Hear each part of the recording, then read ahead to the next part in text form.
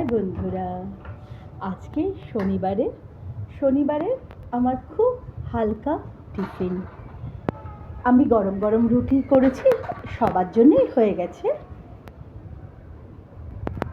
রয়েছে এখানে মাখন, কেউ ঘি দিয়েও খেয়েছে, ঘি রয়েছে, আর রয়েছে সঙ্গে মধু। মানে এটা গলার পক্ষেও ভীষণ ভীষণ ভালো। গরম গরম বাড়িতে তৈরি করা রুটির সাথে যদি মাখন বা ঘি লাগিয়ে যদি খাওয়া হয়, সঙ্গে একটু মধু, কেউ গুড় খাচ্ছে, কেউ চিনি খাচ্ছে।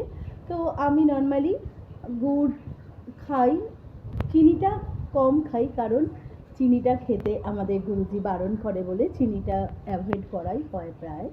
তো ভীষণ ভীষণ হেলদি শরীরের পক্ষে এবং খুব খুব টেস্টি। আপনারা বানিয়ে খেয়ে দেখবেন, ভীষণ ভালো লাগবে। তবে রুটিটা যেন অবশ্যই গরম গরম হয়। তো এখনের মতন টা আমি খেয়ে নিই, আবার ফিরে আসবো।